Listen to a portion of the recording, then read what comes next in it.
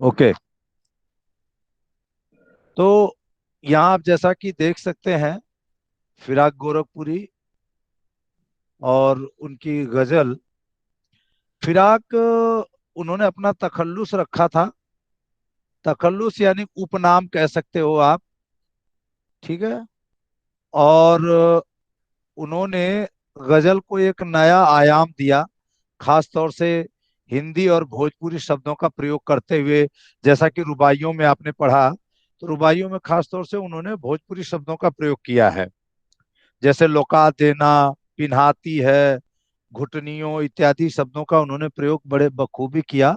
और एकदम नए अंदाज में, और यूं कहें कि देसी अंदाज में, क्योंकि रुबाई और गजल जो है सऊदी अरबिया, जो अरब देश है, वहाँ की विधा है। और वहाँ की विधा को जब वो मुस्लिम आक्रांता हमारे देश में आते हैं तो अपने साथ लेकर के आते हैं। और यही वजह कि फिर धीरे धीरे हमारे देश में भी यह प्रचलन में आ गई, और बहुत सारे मशहूर शायर और कवियत्रियां हुए इनमें, जिन्होंने गजल, शेर, रुबाइयाँ, नज्म इत्यादि लिखी हैं। और बहुत सारे फिल्म इंडस्ट्रीज में आप देख सकते हैं, जैसे जावेद अख्तर इत्यादि। तो गजल एक एक ऐसी विधा है जिसमें दो पद होते हैं। जैसे हमारे यहाँ हिंदी में दोहे में दो पद होते हैं, दो पंक्तियां होती हैं। सॉरी, पद नहीं, पंक्तियां। और उसमें चार चरण होते हैं। इसमें भी चार चरण कह सकते हैं, लेकिन इसमें अलग से उसमें बताया नहीं गया है। यहाँ मूल रूप से दो ही चरण दिखाई देते हैं। और दो पंक्ति होती हैं, जिनमें इन्हीं दो पंक्तियों में अपनी पूरी बात को कह देते हैं। जिस प्रकार से भारतीय परंपरा में दोहे में दो ही पंक्तियों में दो ही बात कह दी जाती है, उसी प्रकार से यहाँ पर भी इन दो पंक्तियों में काफी कुछ कह दिया जाता है। यानी यूं कहे कि शेर अपने आप में पूर्ण होता है, और पांच या पांच से अधिक शेर मिल करके एक गजल का निर्माण करते हैं। तो इस प्रकार से गजल बनती है। गजल अलग से नहीं होती है कोई।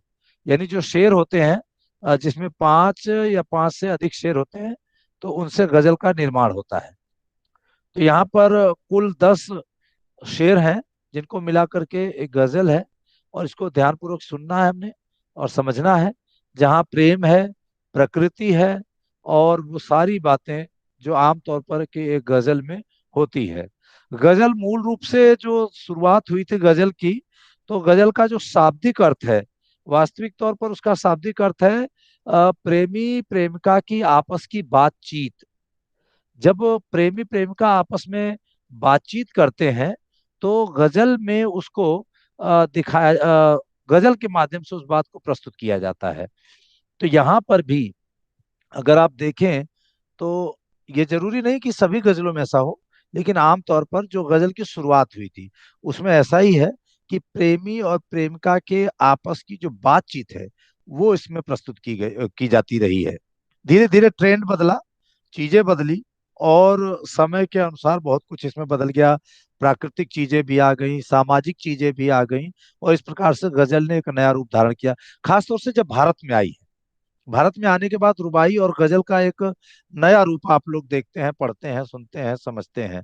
और गजल जो है बहुत ही यूं कहें कि अपनी ओर आकर्षित करने वाली विधा है।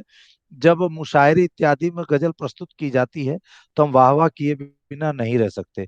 हर शेर अपने आप में मुकम्मल होता है, मुकम्मल यानी कंप्लीट, पूर्ण।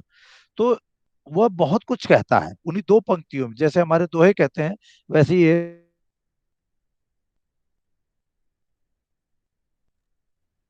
शेर है, अपने आप में महत्वपूर्ण होता है, और उसका एक अलग ही महत्व होता है।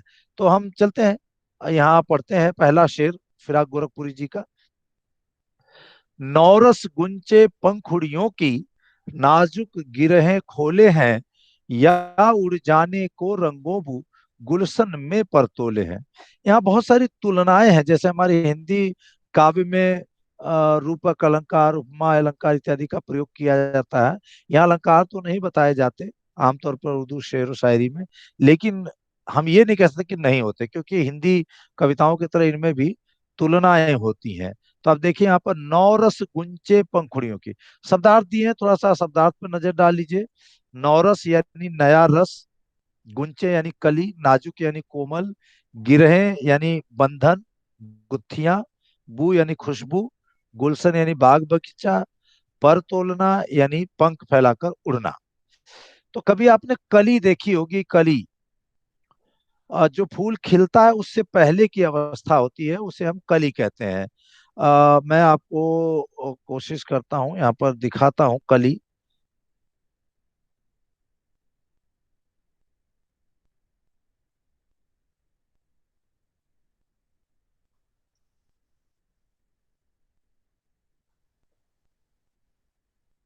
लाइव होते तो हम आपको उसमें क्या कहते हैं कि बोर्ड पर बना के दिखा देते, लेकिन चलिए यहाँ पर हम आपको दिखाते हैं।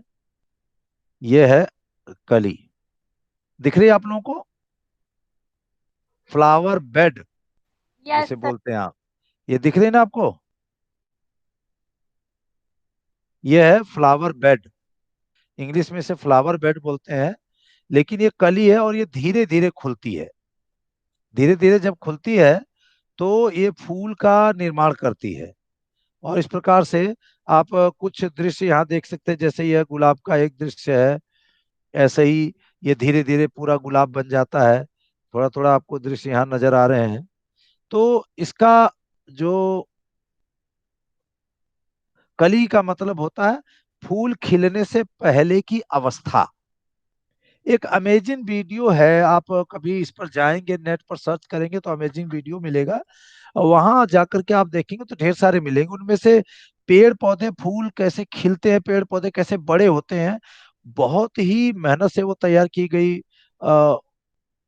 जो मूवी कह सकते हैं या आप क्लिक कह सकते हैं कि वो किसी ने जंगल में ली है, और अमेजिंग वीडियो के नाम से मिलेगी आपको। तो वो वीडियो कभी आप देखें तो कैसे एक कली से फूल खिलता है, वो पूरा दृश्य आपको उसमें नजर आ जाएगा।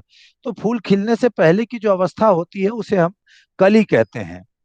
तो यहाँ गुंचे कली के लिए कहा इस्तेमाल किया गया है, गुंचे उर्दू, यहाँ उर्दू के शब्द ज्यादा प्रयोग हैं, जबकि रुबाई में उन्होंने भोजपुरी शब्दों का प्रयोग किया है। देखिए नौरस गुंचे, और नाजुक गिरहें, रंगोबू, पर, गुलशन, ये सब उर्दू के शब्द हैं, जिनका यहाँ पर बखूबी प्रयोग किया गया और अच्छे से निभाया गया है। तो नौ रस यानी नौ रसों से भरा हुआ, नए रसों से भरा हुआ। आप नौ रस का शाब्दिक अर्थ नया रस भी निकाल सकते हैं और नौ रस भी निकाल सकते हैं, क्योंकि देखिए प्रकृति में बहुत सारे रस विराजमान होते हैं, हमारी कविता में भी रस हैं, तो उनका जिक्र कर सकते हैं आप। तो यहाँ पर जो दिया गया है वो एक्चुअल में नया रस के लिए दिया गया है, कि जब भी कोई कली खिलती है तो उसमें एक नया रस प्रभावी हो जाता है, एक नया रस बनता है, जिसके वजह से उस पर भंवरे और तितलियां आकर्षित होते हैं और फूल की तरफ आकर्षित होते हैं, उसके रस को चूसते हैं, और मधुमक्खियां जाकर के अपने छत्तों में उसी से शहद बना देती हैं। तो ये बड़ी कमाल की चीज होती है। और उसी से जब उसके जो पराग कण है, पॉलीग्रेन्स जो है, उनसे उसे पराग कण हिंदी में कहते हैं, और उनसे खुशबू हवा में तैर जाती है। गुलशन यानी बाग बगीचा। तो कवि कहता है कि कोई भी कली खिलने से पहले की जो स्थिति है, वो कहता है कि कली जब होती है, जो फूल खिलने से पहले की स्थिति होती है, जैसे जैसे अपनी पंखुड़ियों को वह खोलती है, ऐसा लगता है कि कोई अपनी गांठों को, गिरहें यानी गांठों को एक एक करके खोल रहा है। और जब वो पंख ऐसे खुलते हैं, फूल खिलता है, तो ऐसा लगता है जैसे कोई पक्षी आसमान में उड़ने के लिए अपने पंखों को तोल रहा है, अपने आप का उड़ने का एक एहसास कर रहा है।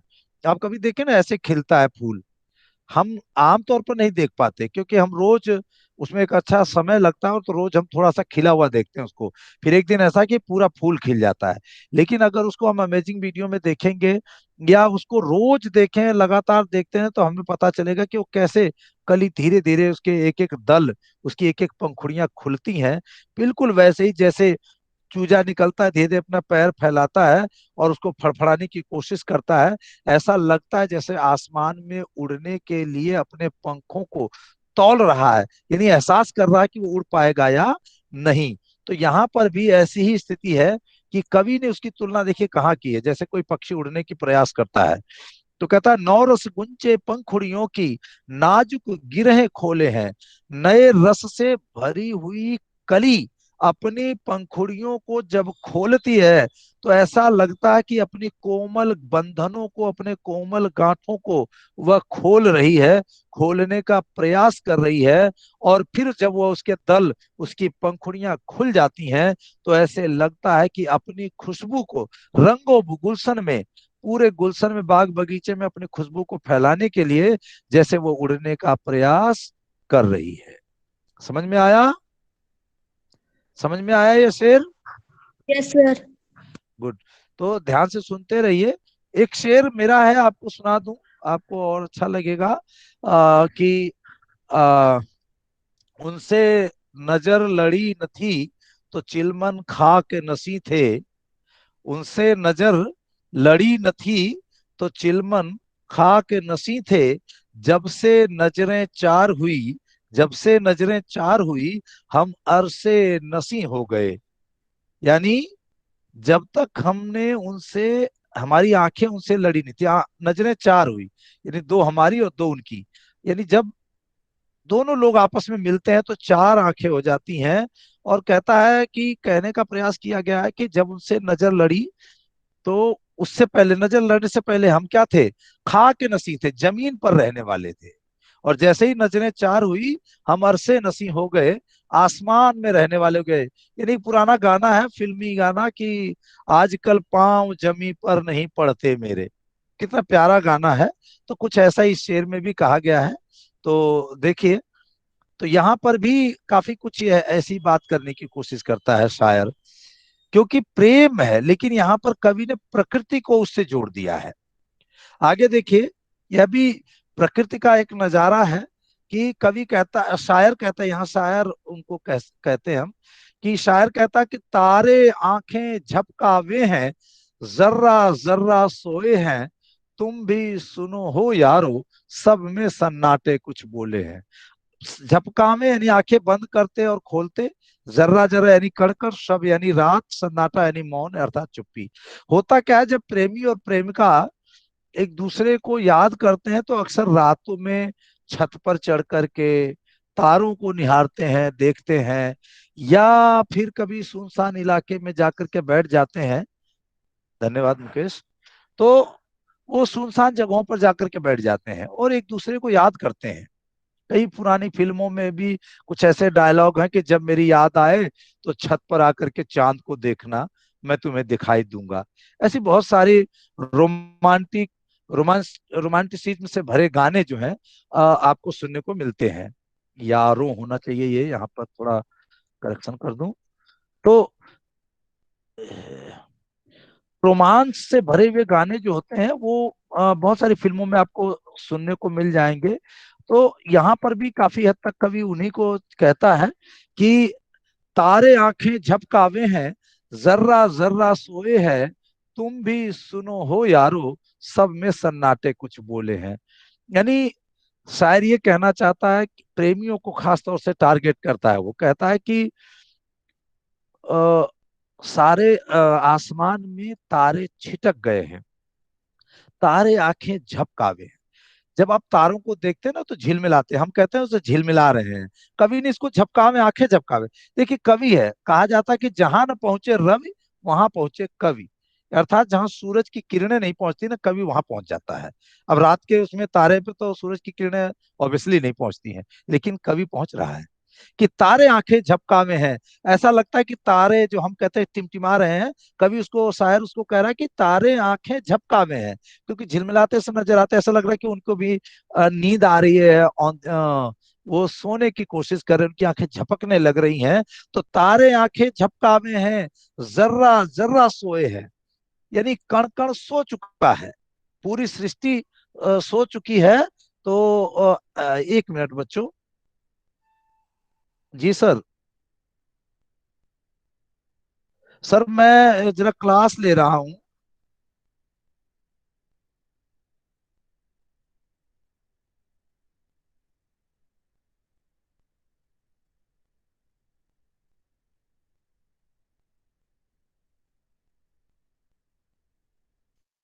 तो सॉरी फॉर डिस्टर्बेंस। तो कवि कहता, शायर कहता कि तारे आंखें झपकावे हैं, जर्रा जर्रा सोए है। यानी तारे भी आंखें झपकाने लग गए हैं, कण कण सो चुका है। हे यारो, हे मित्रों, यहाँ यारो शब्द का जो प्रयोग किया है शायर ने, यहाँ उन लोगों के लिए है मूल रूप से यह, जो रात में जागते हैं, जो अपने प्रेमी या अपनी प्रेमिका के लिए जागते रहते हैं, उनके लिए कायदे से वह कह रहा है कि अब तुम भी सो जाओ। सब में सन्नाटे कुछ बोले हैं। ये जो रात है, सब यानी रात, इसमें जो सन्नाटा है, जो चुप्पी है, यह भी कुछ कह रहा है। अर्थात इसका अर्थ है कि आप भी जा करके सो जाओ। महान लोग कहते हैं कि अगर सन्नाटे में सन्नाटे की आवाज आपने सुन ली, तो समझ लीजिए कि आपने सब कुछ सुन लिया। शोर में या बोलचाल को तो आप सुन ही सकते हैं, लेकिन सन्नाटे की भाषा को समझना, उस सन्नाटे को समझ लेना, उसको सुन लेना, अपने आप में बहुत बड़ी बात होती है। तो यहाँ शायर कह रहा है सब में सन्नाटे कुछ बोले हैं, कि ये सन्नाटा भी कुछ कह रहा है, ये चुप्पी भी कुछ कह रही है रात की। अर्थात कि अब आप भी जा करके सो जाइए, अब जागने का वक्त नहीं है। अगला शेर देखिए, तीसरा। हम हो या किस्मत हो हमारी, दोनों को एक ही काम मिला। यहाँ दोनों है, सॉरी, इसको सही कर देते हैं। दोनों को एक ही काम मिला, किस्मत हमको रोले वे है, हम किस्मत को रोले हैं। देखिए क्या बात कही है शायर ने। आमतौर पर आज का जो युवा है, वो अपनी किस्मत को रोता है, अपनी मेहनत नहीं करना चाहता, खुद कुछ करना नहीं चाहता है। वो बस ये कहने का प्रयास करता है हर बार कि यार किस्मत ही ऐसी है, बड़ी बेकार किस्मत मिली है, कि ना कोई काम मिल रहा है, ना कुछ कर पा रहा हूँ, अच्छे नंबर नहीं आ रहे हैं, मैं ये नहीं कर पा रहा हूँ, मैं वो नहीं कर पा रहा हूँ। युवा ही नहीं, ज्यादातर लोग किस्मत को रोते हैं। लेकिन शायर कहता है कि भाई किस्मत भी तो आप पे रोती है, कि आप कैसे व्यक्ति मिले उसको। जाहिर सी बात है कि हम किस्मत को दोष दे रहे हैं, तो किस्मत भी तो हमारा दोष देती होगी कि हम कैसे निकम्मे हैं। हम कुछ करते हैं नहीं, बस किस्मत पर जोर दे रहे हैं, किस्मत को हम दोष दे रहे हैं कि हमारी किस्मत खराब है। ऐसा कुछ नहीं है। देखिए बड़े बड़े लोग, महान लोग जो या यूं कहे कि बड़े बड़े अरबपति, उद्योगपति जो आज के जमाने में आपको देखने को मिल रहे हैं, ये यूं ही नहीं बने हैं। इन लोगों ने बहुत ही मेहनत की है, बड़ा परिश्रम किया है, तब जाके कहीं आज इस मुकाम पर वो पहुंचे हैं। वर्ल्ड में नंबर वन बिलेनियर कह सकते हैं आप उनको, मिलेनियर कह सकते हैं। वो ऐसे थोड़ी बने हैं, बहुत मेहनत की है उन्होंने। अब वो किस्मत को रोते रह जाते, अपनी किस्मत को दोष देते रह जाते, तो शायद वो कुछ ना कर पाते। तो इसलिए शायर कहता है कि जिस प्रकार से हम किस्मत को दोष दे रहे हैं, किस्मत भी तो कह सकती है कि ये कैसा व्यक्ति मिला है। तो यहाँ शायर ने वही बात कही है कि हम हो या किस्मत हो हमारी, चाहे मैं हूं या मेरी किस्मत है। देखिए हम शब्द का प्रयोग असल में शायर जो है गोरखपुर का है, जो कि ईस्ट यूपी है, भोजपुरी इलाका कह सकते हैं, जहाँ भोजपुरी बोली जाती है। और भोजपुरी में मैं का प्रयोग नहीं है। इसलिए कबीर जी ने भी कहा था कि जब मैं था तब हरि नहीं, अब हरि है मैं ना आई। मैं यानी अहंकार का प्रतीक माना जाता है। इसलिए कभी भोजपुरी बोलने वाले के पास जाएंगे, आप उससे बात करेंगे, तो कभी वो मैं नहीं कहेगा, वो हम कहेगा। वो कहेगा हम जा रहे हैं। तो हम का तात्पर्य वहां सिंगल से है, ना कि प्लूरल से है। वो सिंगल व्यक्ति, अकेला आदमी होगा, वो कहेगा हम जा रहे हैं, हमने खा लिया, हमने पानी पी लिया, हमने उससे बात कर ली थी। तो इसी वजह से यहाँ पर हम शब्द का प्रयोग है, जबकि होना चाहिए मैं। तो यहाँ हम हो या किस्मत हो हमारी, दोनों को एक ही काम मिला, किस्मत हमको रोले वे है, हम किस्मत को रोले हैं। यानी चाहे मैं हूं, चाहे मेरी किस्मत है, हम दोनों एक दूसरे पर दोषारोपण करते रहते हैं, एक दूसरे पर दोष दे करके रोते रहते। किस्मत यानी भाग्य, अर्थात अपने भाग्य को कोसते हुए हम अपना समय व्यतीत कर देते हैं, हम मेहनत नहीं करते। चौथा शेर है, जो मुझको बदनाम करे है, काश वो इतना सोच सके, मेरा पर्दा खोले है या अपना पर्दा खोले है। देखिए काश यानी ऐसा हो सकता तो, पर्दा यानी रहस्य। शायर कहता है कि आमतौर पर समाज में आपको ऐसे, देखिए सामाजिकता की बात भी यहाँ पर कर रहा है। उसने कहीं प्रेम की बात की है, कहीं प्रकृति की बात की है। तो सामाजिकता की बात कर रहा है कवि, कि जो मुझको बदना, आमतौर पर लोग ना एक दूसरे को बुराइयां, एक दूसरे की बुराइयां करते हैं, एक दूसरे की निंदा करते रहते हैं, अपने बारे में नहीं सोचते। कायदे से अगर सोचें तो होता क्या है कि वो अपनी भी बदनामी कर रहे हैं। वो केवल दूसरे की बदनामी नहीं कर रहे हैं, अपितु वो खुद की भी बदनामी कर रहे हैं। तो ये खास बात है इसमें, कि ऐसा आमतौर पर देखा जाता है कि लोग एक दूसरे की बदनामी करते रहते हैं, लेकिन वास्तविक तौर पर वो अपना पर्दा खोल रहे हैं, अपना रहस्य बता रहे हैं कि मैं चुगलखोर हूँ, मैं दूसरे की निंदा करने वाला हूँ, मैं दूसरे की बदनामी करने वाला हूँ। और समझदार आदमी ऐसे आदमी के सामने अपनी बात नहीं करता, क्योंकि उसे पता है कि आज ये उसकी बदनामी कर रहा है, उसकी बुराई कर रहा है, उसकी निंदा कर रहा है, कल ये मेरी भी बुराई करेगा, मेरी भी बदनामी करेगा। तो शायर वही कह रहा है कि जो मुझको बदनाम करे है, काश वो इतना सोच सके, मेरा पर्दा खोले हैं या अपना पर्दा खोले हैं। यानी जो मेरी बदनामी कर रहा, मेरी बुराई कर रहा है, काश वो इतना सोचता कि वो मेरा पर्दा नहीं खोल रहा है, अर्थात मेरा रहस्य नहीं बता रहा है, अपितु वो खुद का रहस्य बता रहा है कि वो ऐसा ही है। वो लोगों की निंदा करने वाला व्यक्ति है, लोगों की बुराई करने वाला व्यक्ति है, अर्थात अच्छा व्यक्ति नहीं है। आगे देखिए, शायर कहता है कि ये कीमत भी अदा करे हैं हम बदरुस्ती होशो हवास, तेरा सौदा करने वाले दीवाना भी होले है। यहाँ होले है होले, इसको कर देते हैं, होले हैं। तो कीमत यानी मूल्य, अदा यानी चुकाना, बदरुस्ती होशोहवास यानी विवेक के साथ, दीवाना और प्रेमी। शायर यहाँ फिर प्रेम की बात आ जाती है। शायर कहता है कि ये कीमत भी अदा करे हैं हम बदरुस्ती होशोहवास। वो कहने का तात्पर्य है कि चाहे कोई भी कीमत अदा करनी पड़े, वह उस कीमत को अदा करने के लिए तैयार है। वो किसी भी कीमत को अदा कर सकता है, वो उस किसी भी कीमत को अदा करने से पीछे हटने वाला नहीं है। तो और कहता है कि जो भी मूल्य, जो भी चुकाना पड़ेगा मूल्य, मैं वह चुका दूंगा, क्योंकि वह प्रेम करता है। वो कहता है कि प्रेम करने वाला व्यक्ति अपने प्रेमी या अपनी प्रेयसी के लिए किसी भी कीमत को चुकता कर सकता है। कि और ये बात वह बदरुस्ती होशो हवास, पूरे विवेक के साथ कहता है। यानी जब हम किसी से प्रेम करते हैं तो पूरे विवेक के साथ शायर कहता है कि मैं कह सकता हूं कि वह किसी भी कीमत को अदा कर सकता है अपने प्रिय के लिए, अपने प्रेमी के लिए।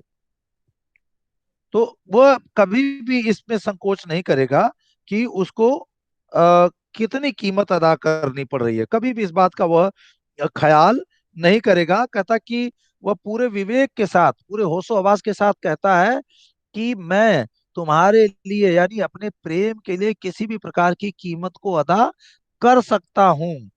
वो कहता है कि इसके लिए वह उसको चाहे दीवाना कह ले, लेकिन समाज की नजरों में चाहे वो उसे लोग पागल कहें, दीवाना कहें, लेकिन वास्तविक तौर पर वह प्रेमी पूरे होशोवास में, पूरे विवेक के साथ किसी भी प्रकार की कीमत को अदा कर सकता है अपने प्यार को पाने के लिए। आपने बहुत सारी फिल्मों में देखा होगा, जैसे हीरो नंबर वन, और भी बहुत सारी फिल्में ऐसी हैं। आप लोग मुझसे ज्यादा बेहतर जानते हैं फिल्मों के बारे में। तो वहां पर वो देखिए कि कैसे अपने प्रेमिका को पाने के लिए क्या क्या करता है। तो वो इसीलिए शायर कहता है कि पूरे होशोहवास में, पूरे विवेक के साथ मैं कह रहा हूं कि मैं किसी भी प्रकार की कीमत को अदा कर सकता हूं, यह बात मैं पूरे होशो हवास में कह रहा हूं। अगले अगला शेर देखिए। अगला शेर है, तेरे गम का पाशे अदब है, कुछ दुनिया का ख्याल भी है, सबसे छिपा के दर्द के मारे, चुप के रोले हैं। देखिए आमतौर पर ऐसा होता है कि हम जिससे प्यार करते हैं, जब हम उससे मिल नहीं पाते तो हम दुनिया से छुप छुपा करके उससे बात करने का प्रयास करते हैं, उससे मिलने का प्रयास करते हैं, या उसको किसी प्रकार से संदेशा देने का प्रयास करते हैं।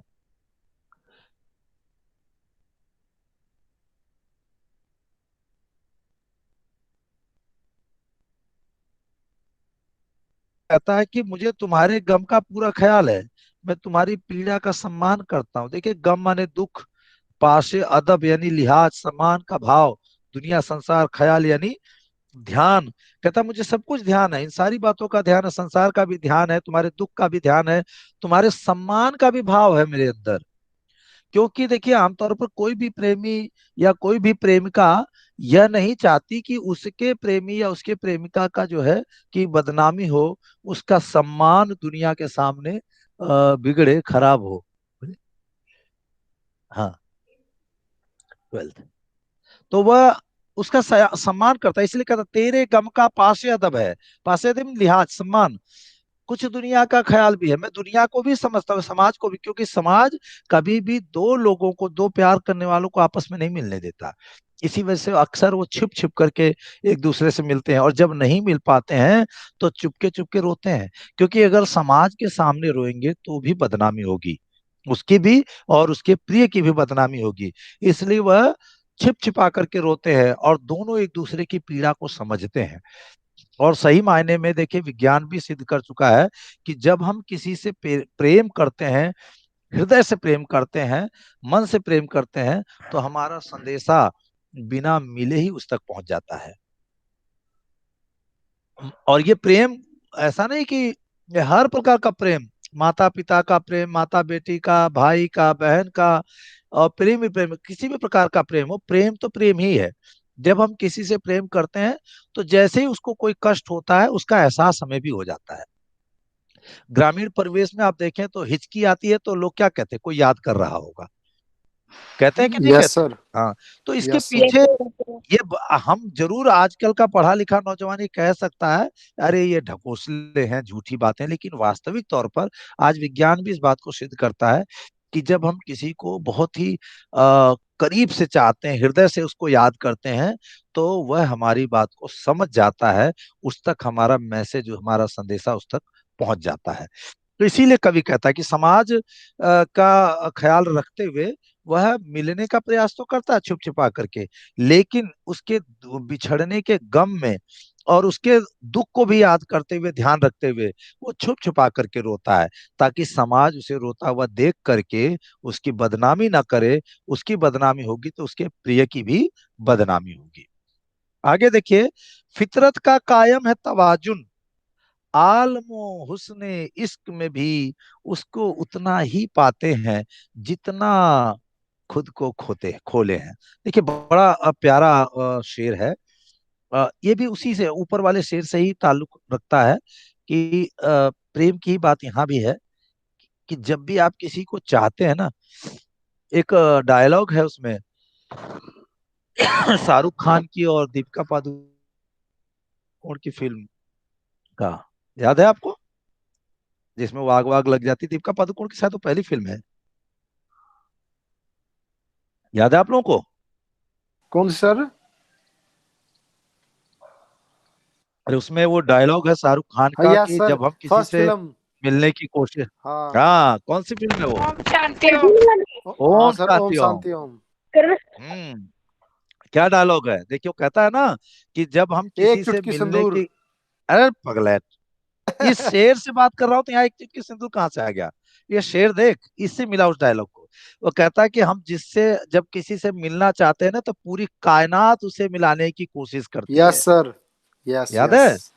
है, यस। शेर सर डायलॉग है इसको वहां पर। ना, सर इसको वो याद आ गया, एक चुटकी सिंदूर की कीमत तुम क्या हाँ जाने हाँ, रतन इसको बाबू। इसको वही याद आएगा।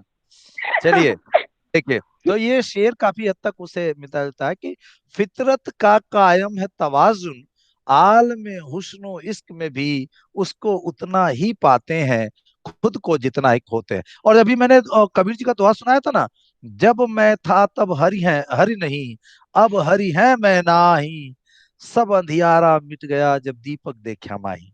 और एक मीरा का भी एक पंक्ति है कि मैं तो मेरे नारायण सु आप ही हो गई सांची। देखिए, जब हम किसी को तहे दिल से प्यार करते हैं, बिल्कुल वही ओम शांति ओम का डायलॉग कि जब हम किसी से मिलने की कोशिश करते हैं तो पूरी कायनात उसे मिलाने की कोशिश करती है।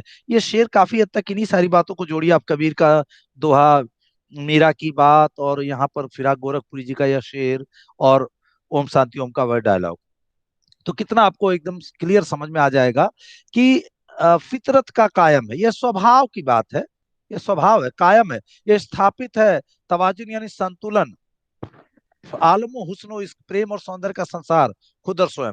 यानी जब हम किसी अपने स्वभावगत कायम चीज को जब संतुलन के साथ मिलने का प्रयास करते हैं, तो वहां क्या होता है कि प्रेम और सौंदर्य का मिलन हो जाता है। लेकिन ये तभी हो सकता है जब हम अपने आप को उसमें रमा दें। हमारे मुनि ऋषि जो तपस्या करते थे, उसके पीछे भी यही था कि वो ईश्वर के ध्यान में इतने मग्न हो जाते थे कि वो संसार की सारी चीजों को भूल जाते थे, और तब जाकर के उनकी तपस्या पूरी होती थी, और फिर उनका ईश्वर से साक्षात्कार होता था। तो जब तक हम अपने आप को खोएंगे नहीं, चाहे वो प्रेम हो, और ये प्रेम मैंने आपको पहले ही बता दिया, ये किसी भी प्रकार का प्रेम हो सकता है, प्रेमी प्रेमिका का प्रेम, ईश्वर और भक्त का प्रेम, माता पिता, पुत्री, बेटा, भाई बहन, किसी का भी प्रेम, जब हम उसमें अपने आप को खो देते हैं, तब हमारे बीच की जो बाधाएं होती हैं, जो आप जैसे संचार में जो शोर आता है, बाधा, तो बीच की वो सारी चीजें, सारे बंधन, सारी बाधाएं दूर हो जाती हैं। लेकिन शर्त वही है कि खुद को उसमें खपा देना होगा, खुद को उसमें खो देना होगा, तभी जाकर के हम, यानी हमें प्रेम और सौंदर्य का संसार तभी मिलेगा जब हम अपने आप को पूरे संतुलन के साथ उस हुस्न और इश्क के माहौल में एकदम समाहित कर देंगे, खो देंगे, तभी हम उसको उतना पाएंगे। यानी अगर हम किसी को प्राप्त करना चाहते हैं, तो हमें भी उसके साथ एकदम तालमेल बिठाना पड़ेगा, संतुलन करना पड़ेगा, और उसके अंदर अपने आप को खो देना पड़ेगा। तब कहीं जाकर के हम अपने प्रेम और सौंदर्य के संसार में डुबकी लगा पाएंगे, उसे हम पा लेंगे। अन्यथा हम ऐसे उसे प्राप्त नहीं कर पाएंगे। समझ में आया? समझ में आया बच्चों? Yes sir. Yes sir. किसी को कोई दिक्कत? No sir.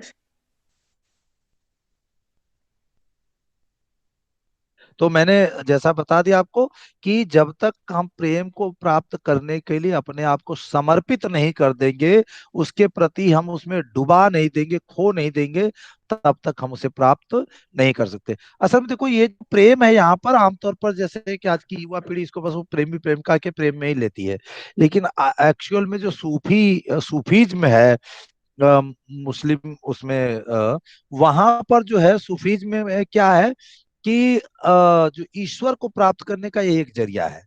वहां सूफीज्म में जो है, ईश्वर को प्राप्त करने के लिए ही इस प्रकार की शब्दों का, इस प्रकार के शेर का प्रयोग किया जाता है। और यहाँ प्रेमी प्रेम का, क्योंकि जैसा कि आप देखें, भक्ति काल में भी दो शाखाएं हमारे यहाँ, एक सगुण भक्ति शाखा, एक निर्गुण भक्ति शाखा। सगुण भक्ति शाखा में भी दो शाखाएं हैं, फिर एक राम भक्ति शाखा जो राम को आराध्य मानते हैं, और एक कृष्ण भक्ति शाखा जो कृष्ण को, जैसे सूरदास हैं, रसखान है, मीरा है, ये कृष्ण को मानने वाले हैं। और इसी तरीके से राम को मानने वाले जैसे तुलसीदास हैं, रामानंद है, इस प्रकार से और भी बहुत सारे कवि हुए हैं जिन्होंने राम की आराधना की है। तो वो लोग सगुण भक्ति शाखा में राम को अपना आराध्य मानते हैं। तो ऐसे लोगों को हम राम भक्ति शाखा कहते हैं। दूसरी तरफ जो है कि ज्ञान मार्गी शाखा है। एक मैडम, मैं क्लास ले रहा हूँ, सॉरी, मैं बाद में अटेंड कर पाऊँ। तो दूसरा निर्गुण भक्ति शाखा है। निर्गुण भक्ति शाखा में क्या है, एक ज्ञान मार्गी, एक प्रेम मार्गी है। ज्ञान मार्गी में क्या है, गुरु को ही सर्वश्रेष्ठ माना, जैसा जैसे कबीर है, नानक है, दादू है, रविदास जी हैं, इत्यादि इत्यादि। और दूसरे ग्रुप जो है, उसे हम समूह कह सकते हैं प्रेम मार्गी, जो प्रेम के माध्यम से ईश्वर को प्राप्त करना चाहता है। जैसे कुतुबन है, मंझन है, मलिक मोहम्मद जायसी इत्यादि हैं। ये लोग प्रेम के माध्यम से ईश्वर को प्राप्त करना चाहते हैं, और यही वजह कि उनकी कहानी में एक प्रेमिका एक प्रेमी है। तो इन लोगों का मानना ये होता है कि जो ईश्वर है, भगवान है, अल्लाह ताला है, गॉड है, वह उसको क्या करते हैं, या तो प्रेमिका मान लेते हैं या प्रेमी मान लेते हैं, और इस प्रकार से वह रचना करते हैं, और इस माध्यम से वो ईश्वर को प्राप्त करना चाहते हैं। ये सूफीज में है मूल रूप से, दूसरे उसमें नहीं है। तो ये ज्ञान मार्गी, अरे निर्गुण भक्ति शाखा का प्रेम मार्गी शाखा के तहत आता है ये। तो इस प्रकार से आप कह सकते हैं कि यह भी उसी का एक रूप है, कि प्यार को पाने के लिए, या वो ईश्वर रूपी प्रेम को प्राप्त करने के लिए आपको उसमें खो देना पड़ेगा, डुबा देना पड़ेगा, अपने आप को समर्पित कर देना पड़ेगा, तभी आप उसे प्राप्त कर सकते हैं। आबो ताब अस आर न पूछो, तुम भी आंखें रखो हो। आबो ताब अशआर न पूछो, तुम भी आंखें रखो हो। ये जगमग बहतों की दमक है, या हम मोती रोले हैं। आबो ताबसार यानी चमक दमक के साथ, आंखें रखो यानी आंखें, जो हमारे पास जो आंखें हैं, देखने का सामर्थ्य है। शेर बैत यानी शेर, दमक यानी चमक, मोती रोले यानी आंसू छलकना। आमतौर पर हम जब अ, किसी के आंसू छलकते हैं, तो कई बार खास तौर से शायरों के साथ ये दिक्कत रही है। आपने इससे पहले उनको भी पढ़ा है, अपने जो कवि हरिवंश राय बच्चन जी को। वो कहते हैं ना कि जब हम रोते हैं तो लोग कहते हैं कि गाना, छंद बनाना इत्यादि, लोग उन पर तंज कसते हैं, कि उनके रोने को लोग गाना कहते हैं, छंद बनाना कहते हैं। लेकिन वास्तविक तौर पर वो शायर है, कवि है, उसका भी तो अपना एक हृदय है, वह भी तो मनुष्य ही है, उसके भी आंसू निकल सकते हैं, वह भी रो सकता है। तो कवि और शायर को भी हम एक मनुष्य की तरह समझें, और उनकी भावनाओं की कद्र हमें करनी चाहिए। लेकिन कई बार हम उनकी भावनाओं की कद्र नहीं करते हुए उन पर आक्षेप लगाते हैं, आरोप लगाते हैं। कुछ ऐसी बातें यहाँ पर शायर ने कही है। कहता है शायर यहाँ पे कि आबो ताब अशार ने पूछो, यानी चमक दमक, जो मेरे शेरों में चमक है, आप इसकी बात मत पूछो, तुम भी आंखें रखो, तुम्हारे पास भी आंखें यानी देखने का सामर्थ्य है, कि जो मेरे शेर में ये बैंतों की दमक, जगमग, चमक जो है, बैंतों यानी शेर की जो चमक है, जगमग है, इसमें हम यूं ही नहीं है, बल्कि हमने मोती रोले हैं, यानी हमारे आंसू छलके हैं, कभी हमारे हृदय की भावनाएं इसमें हैं, तब कहीं जाकर के इतने अच्छे शेर बनते हैं। ऐसे ही हमारे शेर नहीं बनते। तो कहता है, कभी कहता है कि तुम्हें मेरी शायरी में जो चमक दमक दिखाई देती है, उस पर फिदा मत हो, तुम्हें अपनी आंखें खुली रखनी चाहिए, अर्थात ध्यान से देखना चाहिए। मेरे शेरों में जो चमक है, वो मेरे आंसुओं की देन है। दूसरे शब्दों में, कवि की पीड़ा से उसके काव्य में दर्द उभर कर आता है, क्योंकि जब हम अपने किसी प्रिय से नहीं मिल पाते हैं, तो हम दुखी होते हैं, और दुखी होते हैं तो वह दुख हमारे शेरो शायरी में, हमारी कविताओं में, हमारी रचनाओं में नजर आता है। वही बात यहाँ कवि कहने की कोशिश कर रहा है, शायर यहाँ कहने की कोशिश कर रहा है। अगला शेर है, ऐसे में तू याद आए है, ऐसे में तू याद आए है, अंजुमन में रिंदों को, रात गए गर्दों पे फरिश्ते, बाब गुनह जग खोले हैं। देखिए यहाँ पर रिंदों यानी जो शराबी हैं, उनकी बात कर रहा है कवि, शायर, कि अंजुमन में, शराब की महफिल, जो शराब की महफिल होती है ना, वहां सब एक हो जाते हैं। कभी आप हरिवंश राय बच्चन जी की मधुशाला पढ़ें, हमारी लाइब्रेरी में है, जरूर पढ़ें उसे, आनंद आ जाएगा पढ़ करके, कि जब शराब की महफिल जुटती है ना, ना वहाँ कोई ऊंचा होता है, ना कोई नीचा होता है, ना कोई छोटा होता है, ना कोई बड़ा होता है, ना कोई अमीर होता है, ना कोई गरीब, ये खासियत है उसकी। और सब एक दूसरे के गले मिल करके अपने गम को गलत करते हैं, अपने दुख को व्यक्त करते हैं, एक दूसरे को सांत्वना देते हैं। सबसे खास बात यह है। और आपको एक बात और बता दूं कि शराबी, आपने कभी एहसास किया हो सकता है कि आपके आसपास कभी ऐसे लोग नजर आए हों, तो जो शराबी होता है ना, वो दुनिया का सबसे अमीर आदमी होता है, ये सबसे अहम बात होती है, और सबसे दिल वाला होता है, ये खास बात होती है उनकी।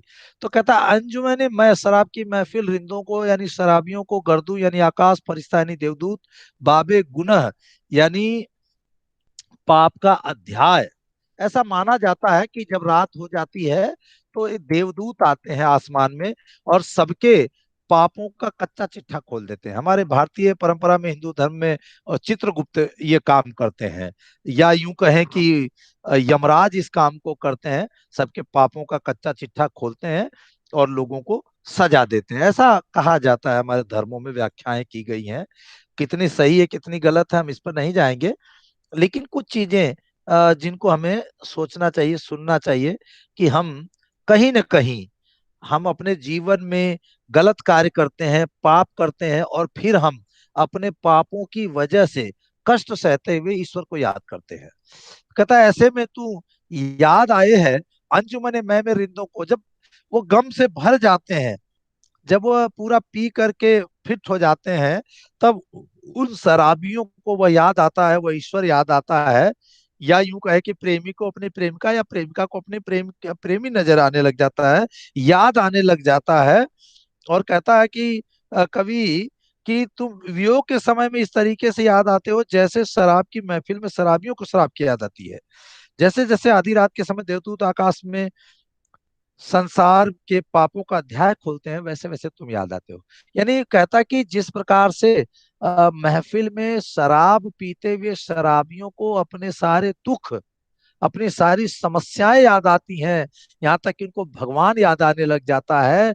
कवि कहता है कि ऐसे ही एकांत में बैठे हुए प्रेमी को अपनी प्रेमिका याद आने लग जाती है। जब आधी रात बीत जाती है, आसमान में देवदूत आकर के सबके पापों की फाइल खोलते हैं, उस समय, उस अंधेरे समय में, उस अंधेरी रात में, उस आधी रात में उसको अपनी प्रेमिका, अपनी प्रिय, अपना प्रिय याद आने लग जाता है। या यूं कहें कि वह ईश्वर याद आने लग जाता है। आगे कहता है शायर कि सदके फिराक एजाजे सुखन, कैसे उड़ा ली ये आवाज, इन गजलों के पर्दों में तो मीर की गजलें बोले हैं। सदके यानी कुर्बान, एजाजे सुखन यानी बेहतरीन, काव्य, पर्दा यानी चरण।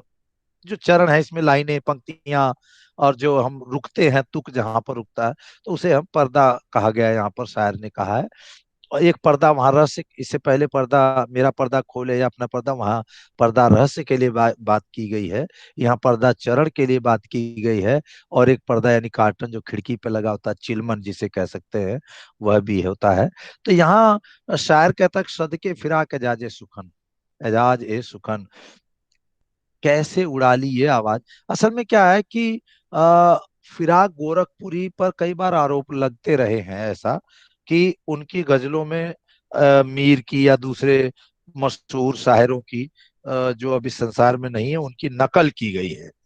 लेकिन फिराक गोरखपुर इस बात से तवज्जो नहीं रखते, और उस बात को बिल्कुल नहीं मानते। वो कहते हैं कि ऐसा बिल्कुल भी नहीं है।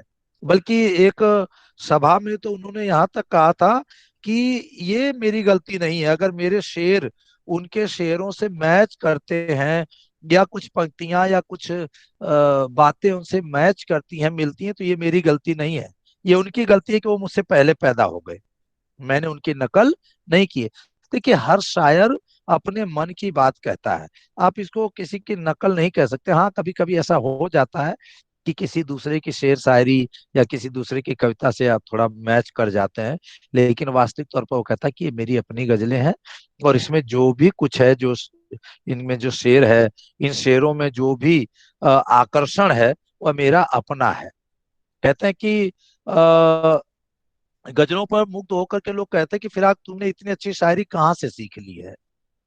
इन गजलों के शब्दों में तो मीर कवि की गजलों की सी समानता दिखाई पड़ती है। मीर एक बहुत ही मशहूर शायर हुए, तो उन पर ये आरोप लगता रहा है कि उनकी गजलों से चोरी की है या उन्हें नकल की है। लेकिन कहते हैं इन गजलों के शब्दों में मीर कवि की गजलों की सी समानता पड़ती है। भाव है कि कवि की शायरी शायरी प्रसिद्ध कवि मीर के समान उत्कृष्ट है। तो कहते हैं कि जरूर मेरी शायरी उनके समान उत्कृष्ट है, लेकिन इसमें मेरी अपनी मेहनत है, इसमें मैंने किसी की गजल का कोई शेर या कोई भाव नहीं चुराए हैं, ये सब के सब मेरे अपने हैं। तो आशा है आप लोगों को समझ में आ गया होगा बच्चों, सबको समझ में आ गए सारे शेर। Hello. Yes, sir. Yes, sir. ठीक है बच्चों। तो इस प्रकार से आज का हमारा यह पाठ यहीं पर समाप्त होता है, और आगे हम इसके प्रश्नोत्तरों पर चर्चा करेंगे। ठीक है। Okay.